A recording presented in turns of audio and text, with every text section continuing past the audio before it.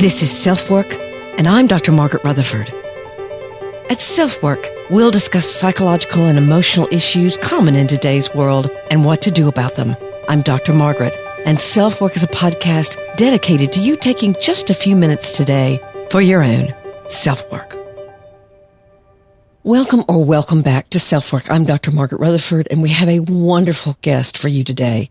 I want to make sure you hear, however, that this episode does discuss sexual abuse, sibling sexual abuse. So please heed a trigger warning, and we'll have sexual abuse hotline suggestions in the show notes. You know, I've had so many guest interviews here on SelfWork, really wonderful researchers and authors, therapists and thinkers. But there's something very special about someone coming forth to share their message when they've learned something the hard way. And they want to help others either through what they went through or to avoid the experience in the first place. Jane Epstein is this kind of person. She tells her story in this episode about how her life was dramatically impacted by her brother sexually abusing her for a 6-year period of time.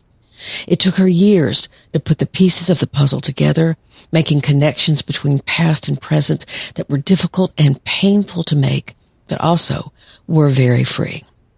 And I want to quickly say, many of you who are listening may have experienced something similar and have tried, as Jane did for many years, to sweep the memories under the rug. Maybe it was a stepsister or stepbrother, an older sibling, and you've blamed yourself or felt a shameful heaviness. So that's what we're talking about today on SelfWork. But before we continue, let's hear a brief message from Magnesium Breakthrough. You want to give their product a try if you have too many sleepless nights, maybe from your own troubling memories.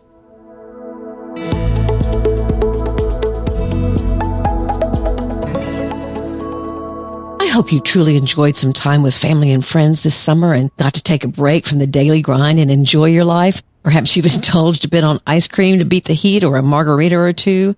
Gosh, lots of indulgence may become the norm, but now kids are back in school and it's time to get back on track. If you struggle to return to your health routine, there are 3 major things to prioritize: healthy eating, exercise, and above all, quality sleep. Because sleep is the key to your body's rejuvenation and repair process. It actually controls hunger and weight loss hormones, boosts energy levels, and it impacts countless other functions. That's why I take magnesium daily, but not any supplement. I got Magnesium Breakthrough because it's just better. It's made by Optimizers, and I highly recommend it. It has 7 forms of magnesium designed to help you fall asleep, stay asleep, and wake up refreshed. And guess what? If you get more sleep, you're going to find out that your healthy eating and exercise may be a little easier to do. So visit magbreakthrough.com/selfwork. Don't forget to enter code SELFWORK10 for 10% off any order.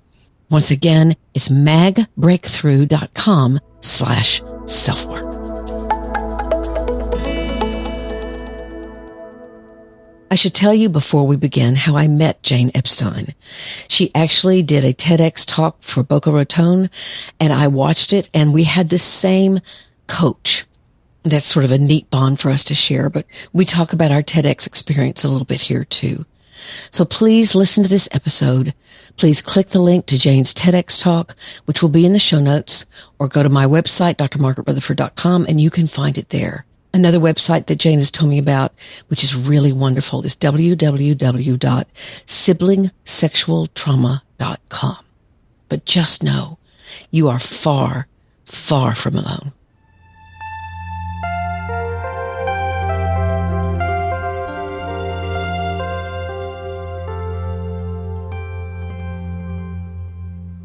I couldn't be happier to have you on SelfWork, Jane, because I have listened to your TEDx many, many times, and we shared a coach, which was kind of fun. And so I looked at yours as to say, well, what would it be like to work with Brian Miller?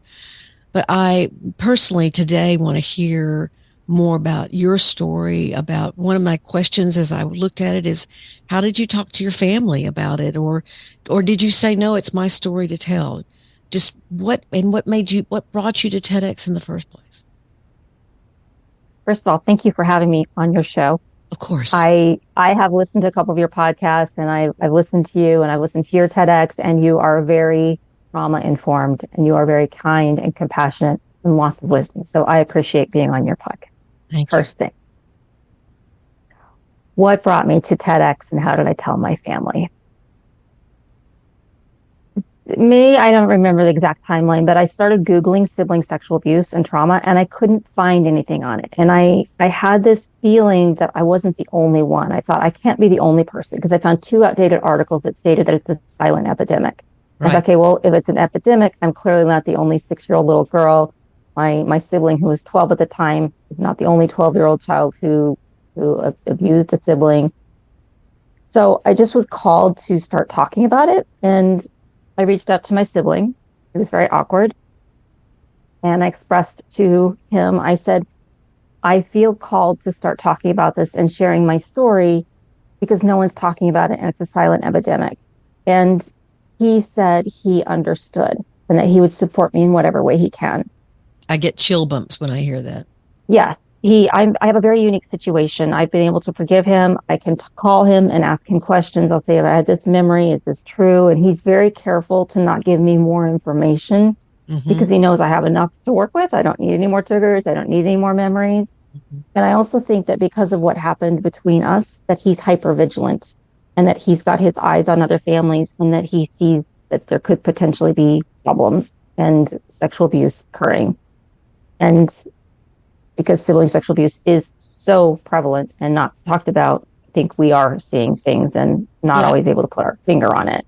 In your talk, you quote statistics like it's 3 to 5 times. It happens 3 to 5 times more than father-daughter abuse, which is incredible. It starts earlier. It lasts for years often.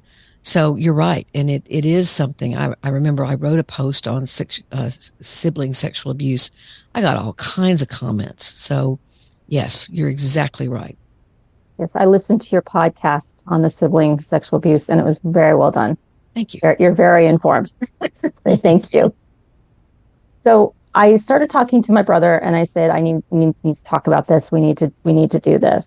Or I need to do this. And I had these great grand visions because there's so much work that needs to be done. Well, it's a marathon, not a sprint. So I started pitching the media. My emails were either not opened or not responded to. One response was, well, we haven't ever talked about that, but if we do, we'll reach out. And I'm thinking, you're not going to talk about it. So I'd come across a video with Brian Kenneth Miller, our joint TEDx coach. And he had gone through what is a TEDx, what is a TEDx, what is not a TEDx. Because I thought, well, I'll go on TEDx and I'll share my story and I'll raise the alarm bells. Well, TEDx is not sharing your story. But I thought, well, I'll book a call with him anyways. So I booked a call with him and he said, a tough topic, but I think we could come up with something. So we started talking about it and it's a tough topic. It's a dark topic. And Brian never told me this, but he was concerned, how am I going to get on the TEDx stage? So we started going down the path of how to support someone who's been through a traumatic event. And I was going to slide sibling sexual abuse and trauma through the back door. Okay. Which would not have been a great talk because there's lots of how to support people who've gone through trauma. It would not have been not unique, impactful, not unique, not impactful. I might have gotten on the stage, but not likely. So then I heard from TEDx Boca Raton and I sat down with Eric and Eric said, look, we like your idea, but we really want to know more about the sibling sexual abuse and trauma. Can you talk just about that? And I said, yes, I can. And I pointed to all my research books and I started spouting up all these statistics. And he said, great, that's what we want you to talk about. And I said, excellent. And that's how it all started. And I didn't mean to be on the TEDx. It's just, that's kind of where I landed. And, once I was approved and started practicing my TEDx talk, I started having all the anxieties of speaking in front of a large crowd, but practiced and practiced and practiced. And the day I got on that stage, they say there's something magical about that red dot. Maybe it's true. I got on that red dot and all was okay. But I was shaking. Yeah, that's I was perfectly calm. It's amazing what you can make, even though the camera shows all. Oh, it was done. Well, you did a really wonderful job. And one of the things that I thought was so powerful about it, again, you've already mentioned it, was that your brother, he had apologized, but then you had written to him years later and he said, oh gosh, I didn't know this was still a thing for you. So I'm sure this solidified for him again the seriousness of the trauma, the impact that that had had on you, and that it had impacted your choices as an adult and when you left home. And it was a elegant story. Well, to call it elegant is missing the point of that. It was very painfully impactful. So, yeah, I mean, you made some career choices that were obviously you trying to get back in control, but it didn't work. Right. Right. And I'm not sure he understands the full impact. We've never sat down and talked about it. It's a strained relationship. Okay. But it's friendly enough in that I can reach out to him. I haven't reached out to him for a while, but can reach out to him and say, had this memory. Is this a false memory? Is this true? Is this what happened? And he's very Mhm. careful the way he answers it because he doesn't want to trigger me and give me more memories because I have plenty to work with. Sure. He understands why I'm so public. He's not exactly thrilled about it, but I was in People magazine and I had to run that by him, and I ran the pictures by him, and it's hard. It's hard because it's putting him in a tough situation. But in my situation, in my story, my sibling is not a monster. My sibling is not a pedophile. My sibling caused a lot of harm, caused a lot of damage, caused a lot of trauma, and I have forgiven him. And I'm not telling every survivor you have to forgive to heal. That's not my thing. It's just that's what worked for me. And it started by forgiving the little girl first, my Exactly. little girl, myself. And then I was able to forgive him.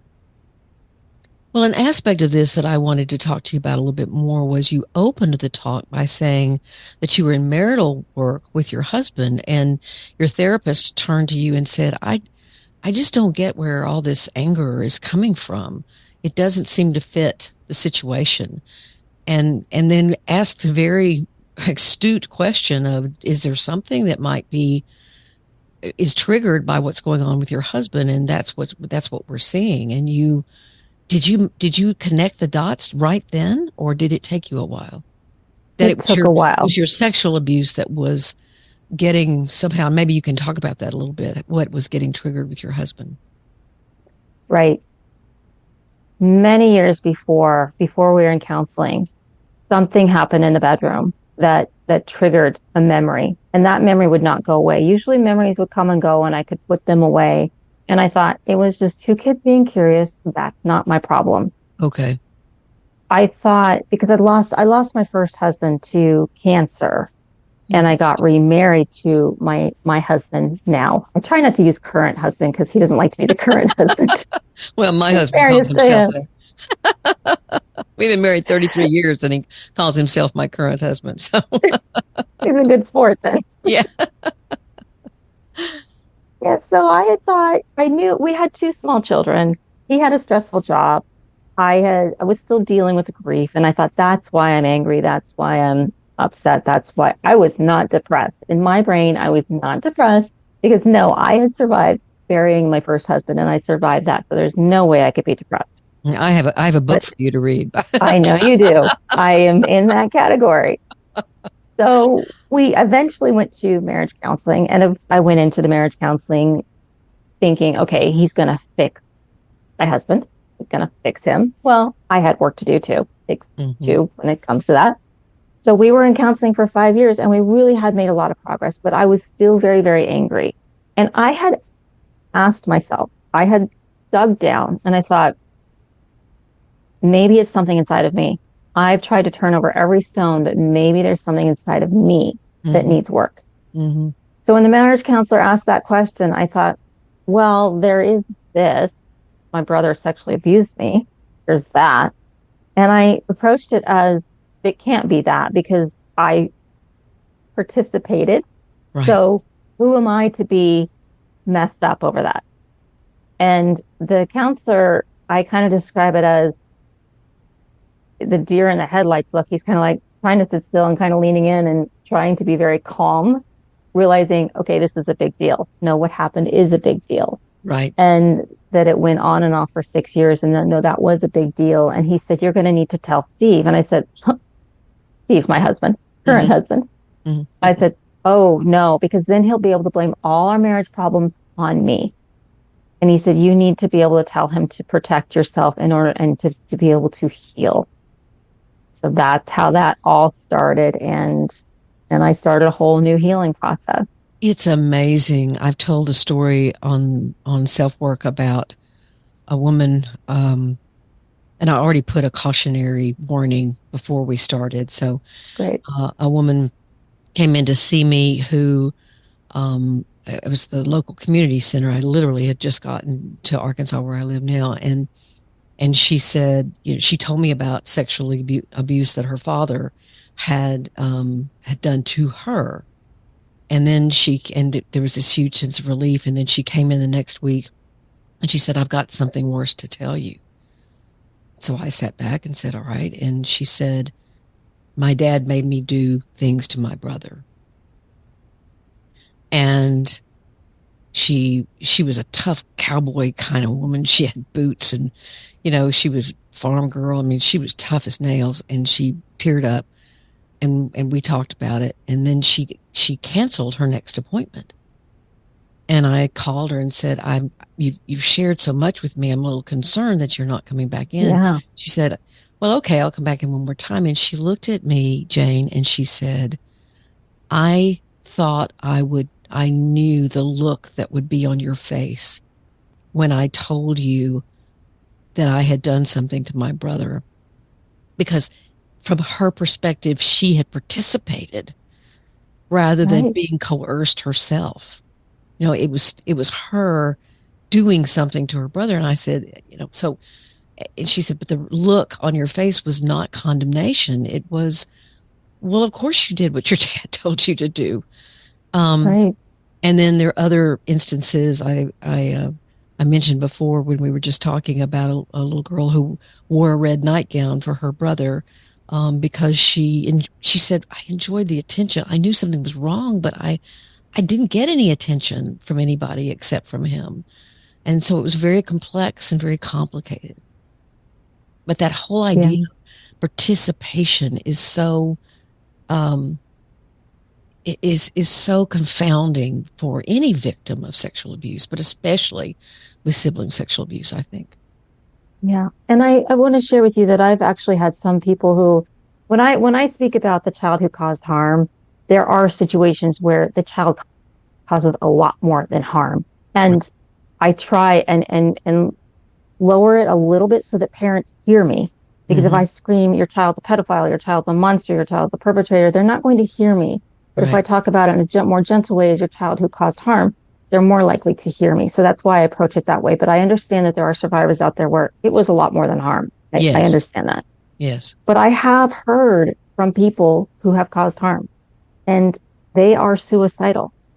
You're right. And so that's why we talk about this, because we don't want our children to be on any side of it. Where I feel like if we raise awareness, if we educate our children, maybe we can lessen the numbers. You know, if we talk to our teenagers when they're 10, 12, and explore with them, say, hey, you're experiencing a lot of changes. You've got a lot of questions.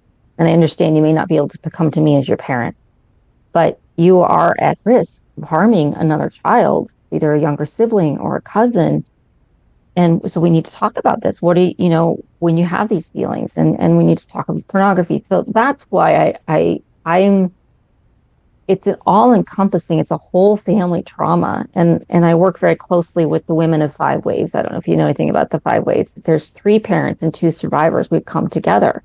And so the parents have shared their stories when they discover sibling sexual abuse and trauma in their homes, and what the parents go through, what the survivor goes through, what the person who caused harm goes through. If we just talk about it and raise awareness and educate people and quit shoving it under the rug, maybe we can lessen the numbers. Maybe we can get people help, because you're an informed therapist. You are very informed. A lot of therapists, I've heard from survivors, they'll tell a survivor, well, you know, kids are curious. You're very informed. We need more of you. We really do. Let me ask you something. Are there statistics, because I'm not aware of them, if there are, and I'd love to know, about how many of the siblings, be they girls or boys, we might point out, it's not necessarily, and of course, or any gender identification. Absolutely.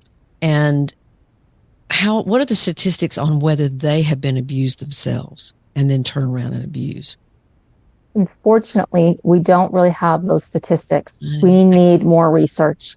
And the Women of Five Waves, we've actually had people, researchers are reaching out to us, asking us to share their surveys. So there is progress. Again, It's the marathon, not the sprint. So we are trying to gain more insight into that. And that's another thing is that I hear from survivors a lot. They reach out to me and they say, well, my sibling did this to me or my cousin did this to me, and then I did it to another child. And that there's shame on top of shame. Yes, indeed. And that happens a lot. Happens a lot. So we don't have those statistics. Again, we need more research, and we need more awareness, and we need to be talking about it. And that's why I'm very loud. What is the name of the organization that Women of Five? Okay, so it's called Five Waves. Worldwide Five Waves, Awareness. WAVES? Correct. Worldwide Awareness, Voice, Education, and Support. Okay. The way we came together, I've just been out there being very loud, and I am a moderator of a Facebook group for all types of survivors. And we kept having parents keep trying to join, and we're like, well, this is for survivors. So I went to find a parent support group, and through that, I found a parent who had started a Facebook group for parents experiencing sibling sexual abuse and trauma in their homes. In their homes. So I reached out to her, and I tried to join her group, and she politely declined. And then I had a person reach out to me, Brandy Black, which is a pen name to protect her family. She said, look, it's been during COVID. This happened in my home. I couldn't find any research. I couldn't find any resources on it. So I developed a website. Will you look at it? I promised my children to have a survivor look at it. And I said, whoa, this is amazing. Great. That's something I don't have to do. It was on my list. And I started looking at her website, Brandy Black. Oh, Black. Okay. Black. I said, I can't get through this. I'm writing my TEDx. So I pulled in another survivor that I knew who was public, Maria Sokoloff. And then I reached out to the woman who ran the Facebook group, and we all came together as Five Waves. And the parents shared their stories. We shared their stories. So what we have through this organization, it's now a 501c3, is we are becoming thought leaders in this arena, where it's all out of a matter of caring, but we all have unique perspectives. And we just want to raise awareness. We want families to have support. We want families to have resources. We, obviously one day we'd love to have this go away, but we aren't that optimistic. It's been going on forever. Two cases come to mind that are the opposite. Both of them were difficult. One case, one woman's story, was I was seeing the mother actually in therapy, and her daughter told her that her brother had sexually abused her. The mother went to another state and confronted the brother, and he said yes, he had. It took them years. I'm not sure how many, because the mother had to do her own work. The daughter started working on herself because she was definitely making choices that were very tied to that kind of abuse.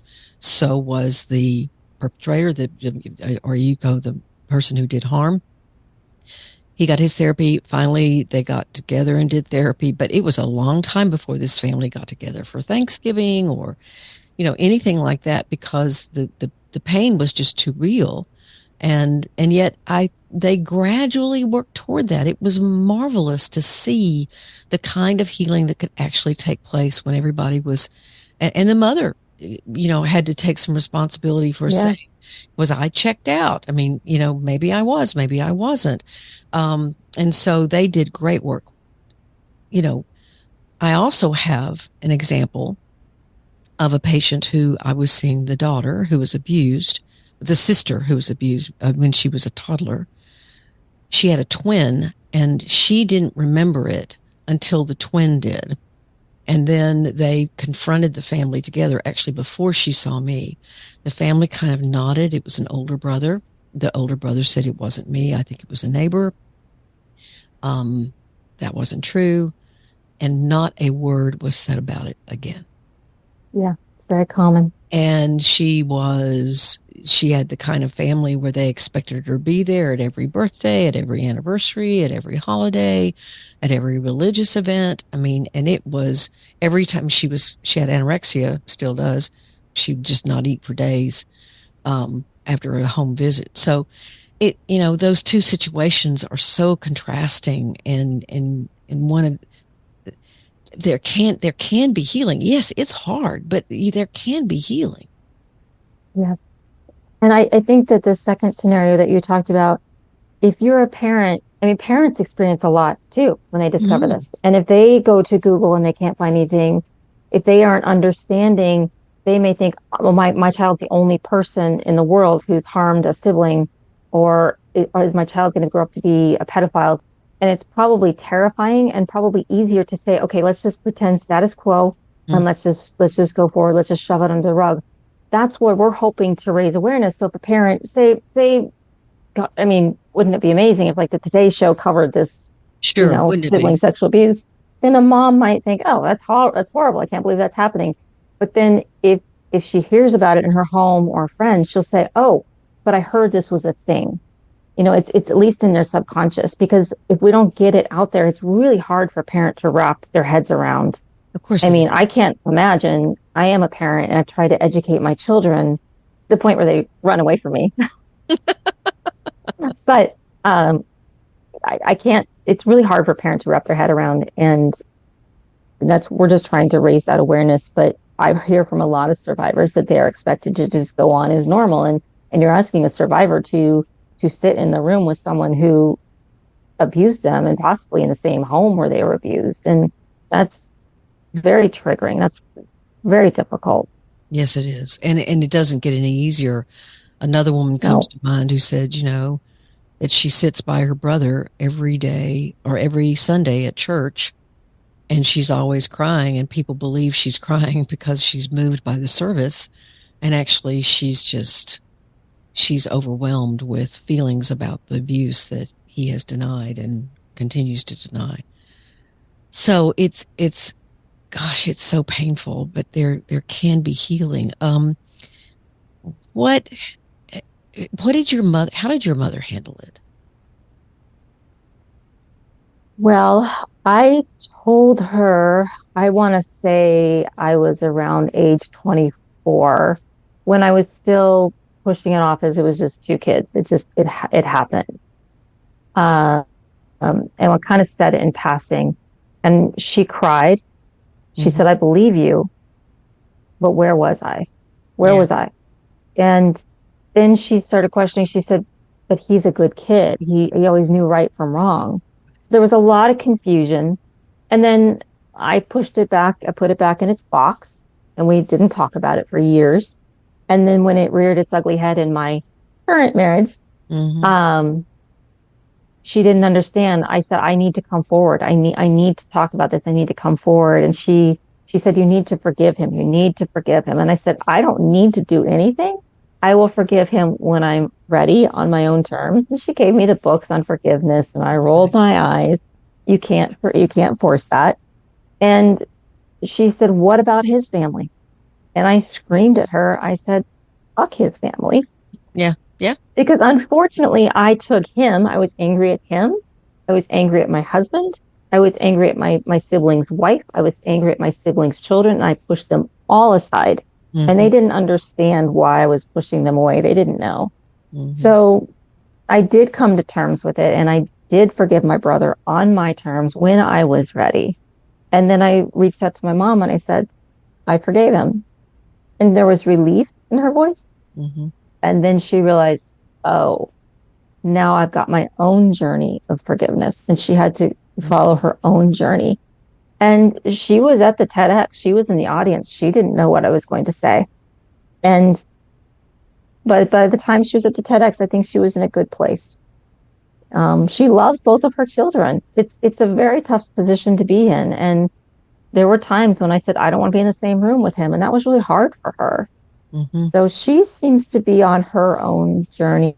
And I think she's into the point where she's been able to accept it and sees why I'm being so public and understands why I'm so public. So what's been the changes in your life I mentioned in the intro that you have over 500,000 views. How has your life changed since the TEDx, and what are your plans for the future? As you run this marathon. Yes, I'm still running the marathon. The finish line keeps moving. I actually heard from another survivor yesterday via email because they came across the TEDx.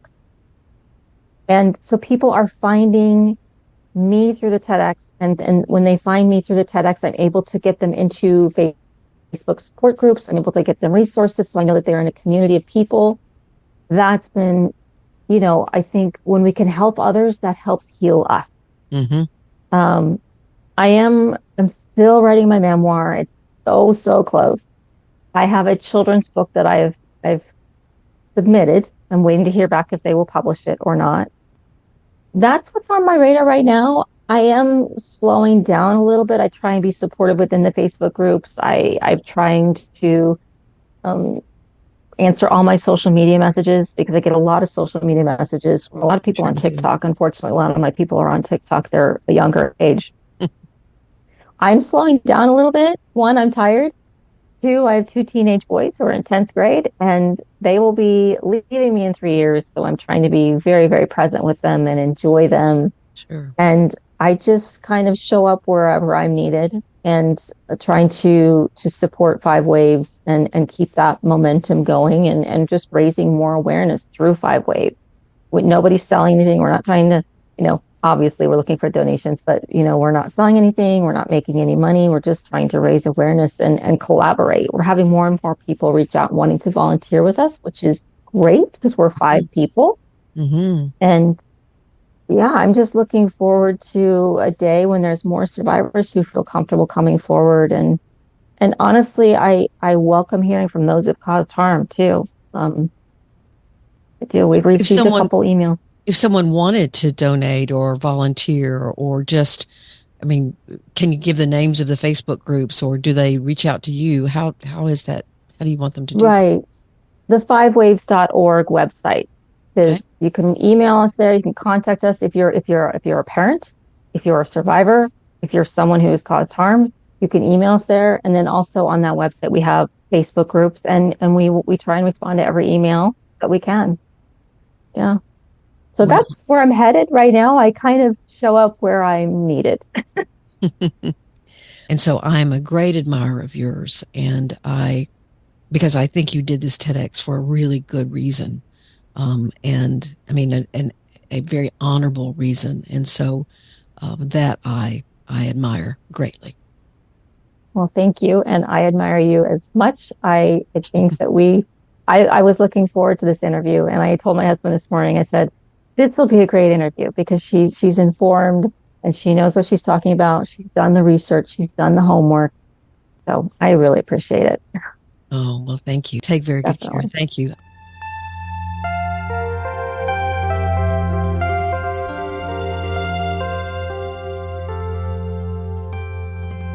I know you could tell from Jane's interview just how sincere and how passionate she is about getting this message out. And we at SelfWork wanted to help her do just that. The organization Jane refers to in the interview is the Worldwide Awareness, Voice, Education, and Support, better known as fivewaves.org. And the 5 is not spelled out, it is a numeral. So fivewaves.org. Give if you can. It's a 501(c), so it's a nonprofit. And I want to thank Jane and all other survivors of abuse who come forward. It takes tremendous courage to do so. Thank you for being here at SelfWork today. Please take care of yourself, your loved ones, and your community. I'm Dr. Margaret, and this has been SelfWork.